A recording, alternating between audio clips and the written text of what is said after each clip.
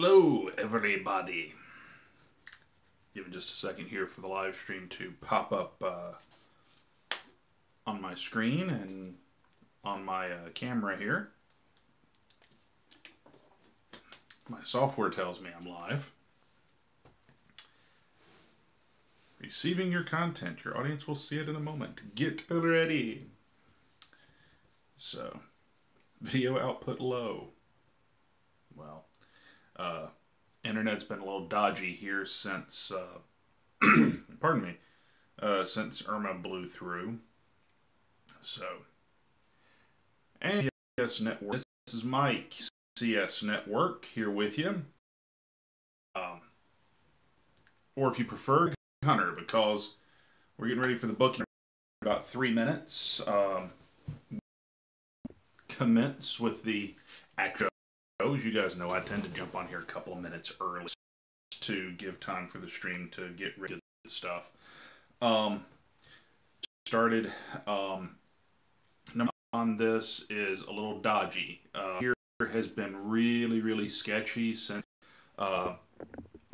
for about hours, and it really hasn't been quite. I know they're working on it. The thing usually during these live streams and during any of our we'll generally plug our cafe print, things like that. That's not going to happen this week. Stick around to the end of the video to find out why. It's nothing bad on our part. It's actually just something we really would prefer you guys do with your money, that if you were considering giving any to us this week. And there'll be a similar reminder on one of our videos next week.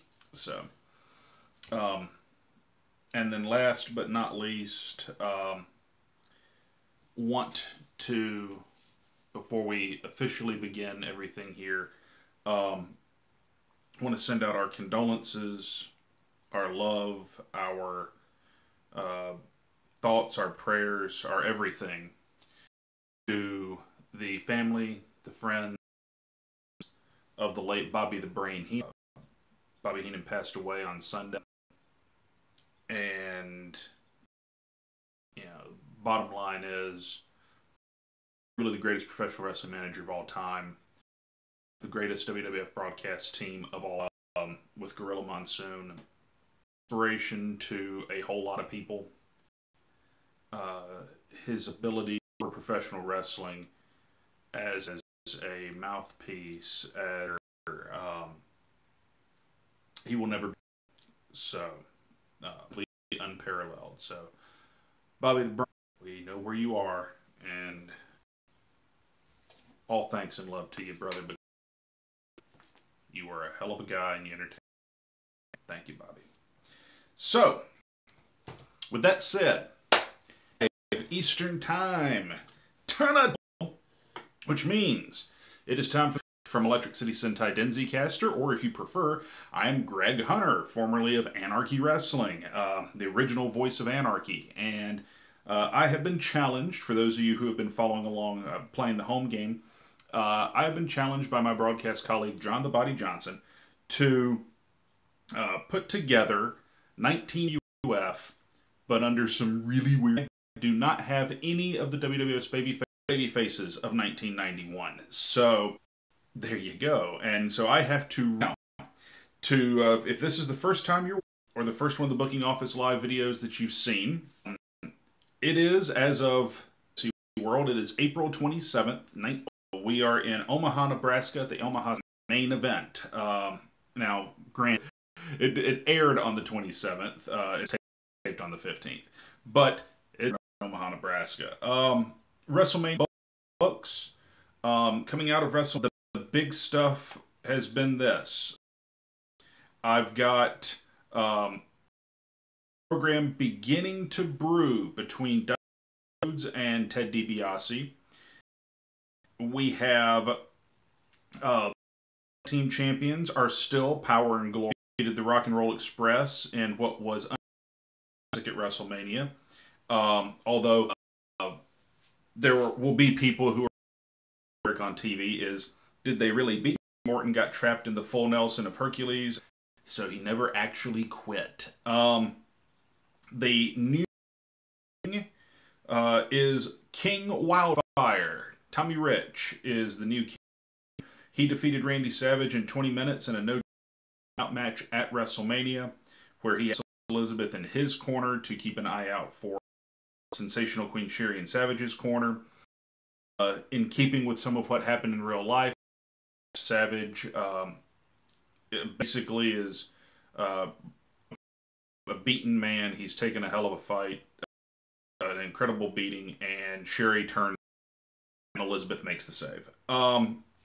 It is still Mr. Perfect. He defeated Brad Armstrong at WrestleMania in 25 minutes with the Perfect Plex. But we have a new World Heavyweight Champion, and that is the All-American Ron. Defeated Sergeant Slaughter after a power slam in 20 minutes.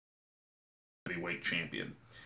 So now Saturday night's main event. To give you guys I don't give book every single show. I brought a show. So I'm not going to 4 weeks across 4 shows leading up to Saturday night's main event. Well, broad strokes. The house show circuit, Ron Simmons, Sergeant Slaughter, with Simmons as champion.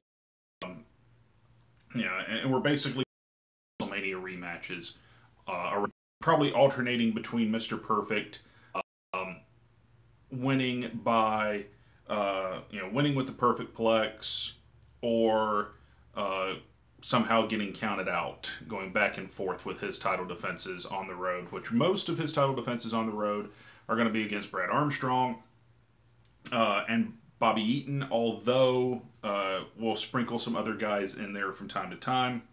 Every once in a while, maybe it's a Tom Zink. Every once in a while, maybe it's a Brian Pillman. And then eventually, every once in a while, our dog, and we'll get to that in a minute. We're getting some of the Dustin Virgil match on the road as well. So we're going to see what we here going into Saturday night's main event. Basically, I'm using Saturday night's main event for SummerSlam. SummerSlam comes up in August, so I've really got some time. Certainly, I've got 3 months between. Actually, I got 4 between this and then. I'd have additions going into Saturday night's main event. IRS and Colonel Mustafa, the roster in April. It's not April. Is it April? Yeah, it's April. Part of the roster in April. As Josh and PN News from the WCW. Keep in mind that part of the terms of the challenge is that anytime someone would have joined the WCW babyface roster in 91, they instead joined the WWF. I get both of them. My April of 91 is to the very best in his future endeavors. I have nothing. This is not me with hindsight being 2020 and 91. So yeah, we're not doing anything with PN. As a result, but I'm gonna get some good overly distant future. By overly distant future, we mean Survivor Series. So let's get on to the main event. Saturday night's main event is going to open up with the Steiner brothers and the Rock and Roll Express 8-man tag team action. They're going to be taking on the Nasty Boys and the World Tag Team Champions Power and Glory, Paul Roma and Hercules Hernandez. We've been giving the Steiner brothers quality wins on TV for some time. The Rock and Roll Express have just come off of a gutsy performance at WrestleMania. The Nasty Boys, we're giving them quality TV wins as well. The Nasty Boys and the Steiners have probably been going around the horn on the house show circuit. Wins back and forth. Probably more often the Nasty Boys winning than the Steiners. Match is going to go about 15. We're only going to have 4 matches in Saturday night's main event. The match is going to go about 15 with Scott Steiner pinning Paul Roma after reversing a small package in 15 minutes. I don't want him Steiner for the win. I don't want some big finish for the win. I want something that has a little bit to it. there's not going to be any shenanigans to the end. I contemplated for a while having Roma get the small package, the ref somehow be distracted, and then Robert Gibson flip this over so that Steiner was on top. Maybe Steiner gets the small package one way, and then Gibson flips it the other, or something like that. But I think I really just want it to be Scott Steiner out wrestles Paul Roma. Because that's going to be I think that's going to be my SummerSlam tag title match. It's going to be the Steiner brothers versus Power and Glory. So a good, very good, solid match out of this one. So there we go. We probably jump backstage for around this time with Sergeant Slaughter, who is vowing revenge against the All-American Ron Simmons in tonight's main event. The main event of the show is advertised. It's Ron Simmons along with King Wildfire, Tommy Rich, taking on Sergeant Slaughter and Al Casey. The match ordered on Primetime Wrestling by WWF President Jack Tunney after repeated interference by in matches after WrestleMania. It's just going to be, we're going to keep adding in. Let's get him in the ring and go from there. It's going to be that. But just a pro Sergeant Slaughter, you know, putting over Vengeance and Ron Simmons and with him will be left laying. Then we're going to get the $1 Million Man Ted DiBiase with Virgil is going to defeat Big Josh, a.k.a. Matt Bourne, with the $1 Million Dream between 6 and 8 minutes. It's until probably Virgil, you know, trips him. DiBiase probably tries to bribe him for the match, which Big Josh will kind of tease thinking about and then turn down. We've established Big Josh on TV for the record, all the way up to this. We've given him the debut. We've had him getting quality wins on television. We've had him in 1 or 2 tag matches with Dustin Rhodes as his partner. So we've been doing a good bit of that. And we've been doing probably a lot of Dustin Rhodes versus Virgil on the house show circuit. Some Big Josh versus Virgil. Probably been doing some tag matches with DiBiase and Virgil versus Big Josh and Dustin Rhodes. Which we're not going to give that match away on TV because that's probably a match as well. But DiBiase beats Big Josh with the $1 Million Dream. They go for extracurricular. Rhodes makes the save. So further cementing a relationship between Big Josh and Rhodes. Not going to make them a tag team, really. I just need friends. A perfect world, Dusty. It's not a perfect world. I don't get Dusty. So Dusty's down booking WCW and has somehow stumbled into having Hulk and Bret Hart and all these guys on his card. So we're gonna do what we can do here. But Matt Bourne is a hell of a worker and probably criminally underrated. And he could be a babyface, he could be a heel. Josh was very much the dyed-in-the-wool babyface. You had, of course, Matt Bourne. He was Doink the Point, so he could do a lot of stuff. And he's going to get a good match with Ted DiBiase. Semi-main event on the card is going to be the Intercontinental Champion. He's going to go one-on-one with the Junkyard Dog. Now, prior to that, we'd probably get about with Bobby and Mr. Perfect doing some sort of an open challenge. Perfect has beaten everybody. Perfect is exactly what he says he is. He is perfect. He has not been defeated in one-on-one competition. And we want him to at least becoming Intercontinental Champion, whether it was a title match or no. You know, tonight he's got the Junkyard Dog, but after that, the sky's the limit. And probably even makes reference to wanting a shot at the world title, the next step on Simmons. Um, don't know that we're in that direction, but you want the IC champion to be number one contender to the world championship. That vibe, that feeling there. So, and it puts greater emphasis on the world title. So, beat the Junkyard Dog in about 10 minutes. I'm hoping he can get Junkyard Dog up and over. Junkyard Dog in 90 is not what he was. A long stretch. However, maybe facing the WWF for ever and a day. We're in Omaha, Nebraska, Midwest.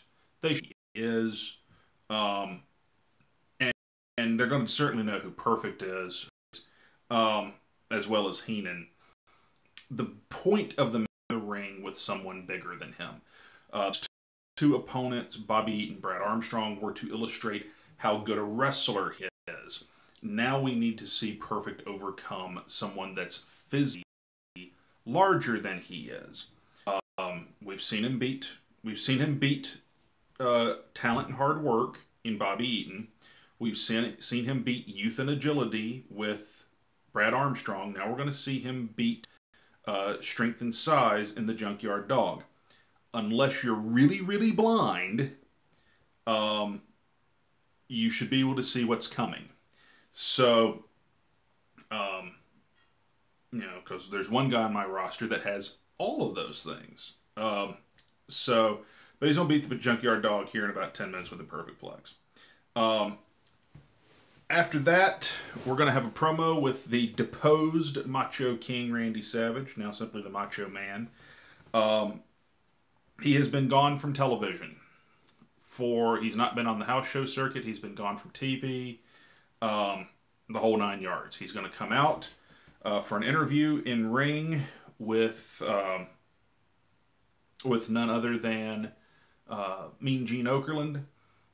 And the long and short of the story is going to be his proposal to Miss Elizabeth.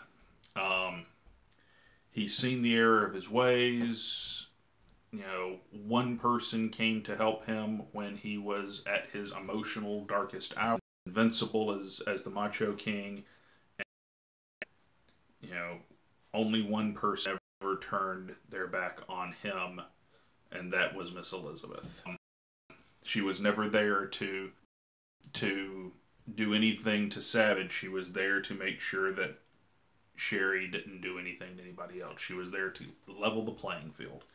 And he can't possibly that against her, that sort of thing. So we're going to get face turn, Savage proposing, and that's going to end up leading us to the match made in heaven at SummerSlam, because to me that was one of the highlights of SummerSlam 91. Our main event is going to have, along with the Tommy Rich, taking on Sergeant Slaughter and General Adnan Al-Casey. This thing's going to go about 10 minutes. And somewhere on the show, by the way, we have the heavyweight champion. Probably between the DiBiase. We get an interview with Simmons and Tommy Rich. One thing the WWF never did really was present the champion in the world champion, the suit and tie, things like that. Here in a point, we're in South Carolina. That's actually the way we're going to Simmons. We're going to present Ron Simmons as the world champion. He's going to look like the world champion. He's going to dress like the world champion. So on. So, this particular instance, we him getting warmed up because there's not long before his match. But we always want Ron Simmons himself very, very well. Every time. He's had numerous interviews, TV up to this point. Of course, he's been on the house show circuit, doing the loops for. And then if I can get him on any talk shows, then I'm getting him on talk shows. the new WWF World Heavyweight Champion Ron Simmons. But we're getting him out there everywhere we can get him out there. Tommy Rich is, some fired up. It's Wildfire Tommy Rich. So, who's probably going to take whatever heat there is to have in this match. It's a fairly basic 10-minute match that ends with DQ.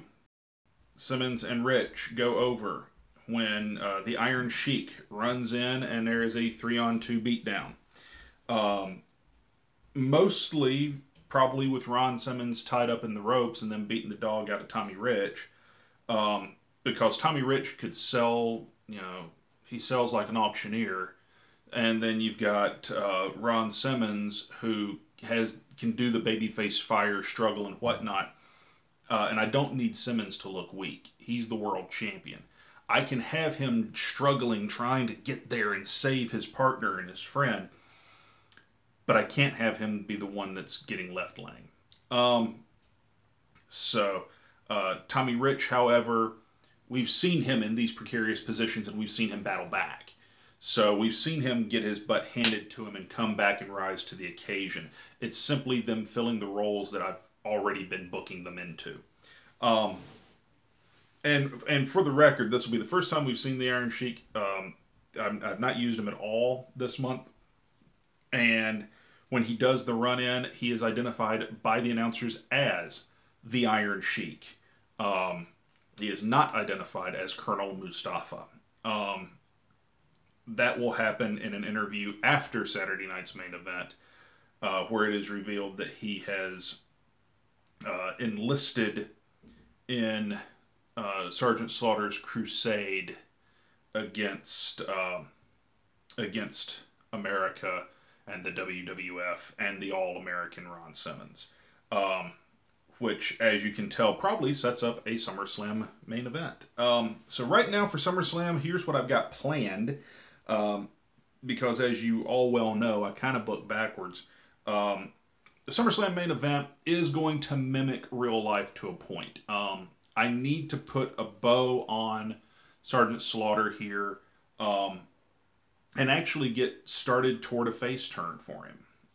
Because I think Sergeant Slaughter's story in '91 of being the Iraqi sympathizer and the I want my country back and all that, I think that's one of the most captivating stories, honestly, that the WWE had ever done. It had the supreme misfortune of the time they chose to tell it. We were in the midst of a very emotional war at the time. And you had G.I. Joe effectively turning traitor. So we're going to do Ron Simmons and Wildfire Tommy Rich against Sergeant Slaughter, General Adnan Al-Kaisi, and Colonel Mustafa as the main event of SummerSlam 91. For those of you out there who are thinking that Tommy Rich and Ron Simmons are poor and pitiful stand-ins for Hulk Hogan and the Ultimate Warrior, you would be right if I were portraying them as Hulk Hogan and the Ultimate Warrior. We're not. Heat, and we're going to have baby faces overcoming, because that's the way you book somebody like Tommy Rich, like Ron Simmons. He's setting up for the IC title at SummerSlam, the man called Sting. Sting has been racking up wins, and what have you, a winning streak. But we've seen Mr. Perfect overcome talent and hard work by beating Bobby Eaton, beat youth and agility that Sting has, and now we've seen him beat size, which are also qualities Sting has. He's going to be facing someone that has the qualities of up to this point. Let's see if Mr. Perfect can overcome everything together. And then the World Tag Team Champions, Power and Glory, SummerSlam as well. Finally, one-on-one with Dustin Rhodes. We're probably going to go ahead and dig in heaven. We'll have the wedding, which in this case is really just simply going to be a wedding, anything like that yet. Other guys this entire time, just for the record, doing anything with Lex Luger yet, but Lex wins on the undercard, time on TV and whatnot, as probably something that we're going to do something, is the Rick Martel Lex Luger thing. We had them face off at WrestleMania, and but I may continue something there. If not, I may do something with Martel, because that could be interesting as well. We're having underneath the Undertaker's just being the Undertaker. He eating the dog out of everybody, left, right, and center. And we're going to be getting the Undertaker ready, really for post SummerSlam. We're going to have the Undertaker full steam ahead, because the thing about the Undertaker is Undertaker nothing. So, and that's really what we're going to do with him after. Going into SummerSlam, we are going to get some new talent. For the record, I'm going to have the Beverly Brothers, Big Bully Busick, who I think was very underrated, Busick, and Skinner, aka Steve Kern. We're going to have them all on the heel by SummerSlam. And on the babyface side, I'm going to have the Patriots, Firebreaker Chip, and Tom, and I'm going to have Bill Kazmaier by SummerSlam. So, yeah, should prove interesting. We're going to look forward to all of that. There's some certain things to do by SummerSlam, frankly, just to kind of set the plate and knowing some of what happened in real life. At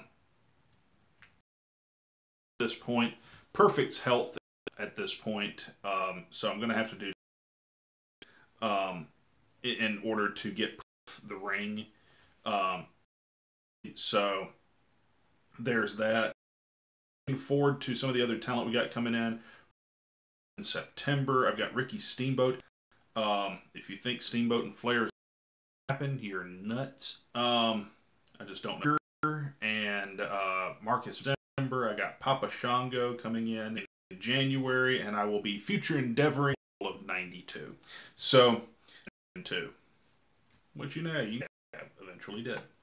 So, folks, that does it for this edition of the book. To recap your results from Saturday night's main event, the Rock and Roll Express defeat the Nasty Boys and the World Tag Team Champions Power and Glory, who apparently cannot be in if it's a primetime special, late night special for that matter. It's going to be going over on the Nasty Boys and the World Tag. Steiner pins Paul Roma with a reversed small package in 15 minutes. Ted DiBiase beats Big in between 6 and 8 minutes. When he goes for extracurriculars, we're going to have Dustin Rhodes with the run-in and the save. Intercontinental Champion Mr. Perfect successfully defends against the Junkyard Dog with the Perfect Plex in about 10 minutes. Randy Savage proposes to Miss Elizabeth, and she says yes. And then, of course, the main event, World Champion Ron Simmons and King Rich defeat Sergeant Slaughter and General DQ. In 10 minutes, Iron Sheik runs in and they tie up Ron Simmons in the ropes and beat the Rich. Pretty much. And Iron Sheik is off in a TV promo on primetime shortly there. So, folks, that about does it for this edition of the Booking Office. Let us know what you think in the comments.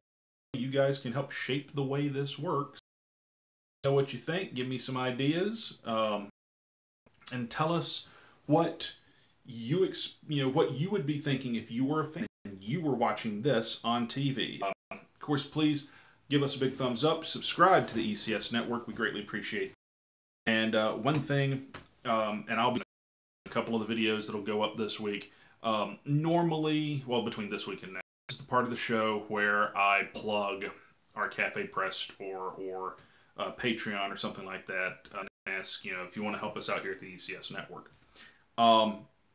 We're not doing that today. Instead, what I would very much like to ask you to do is to give, whether it is your time, your money, your if you've got extra clothes or food or whatnot. There are a lot of people out there suffering because of Hurricane Harvey. There are a lot of people out there suffering because as we speak, Maria is barreling through the Caribbean, raining down on the Caribbean. Jose is off the East Coast at the hell out of some people. But I know it's been causing some flooding in North Carolina. Give to those. Give the ones who need it. The recovery and the rebuilding process is long and arduous, and a lot more than we can. So please give to those people, give to those charities, whether it's the Red Cross or through your local church, or food drives, or you're giving your money, your time, or your goods. Give these entities, give to these charities, people who really, really need it. Not in the U.S. if you're one of our viewers overseas, and you and your loved friends have not been affected by this,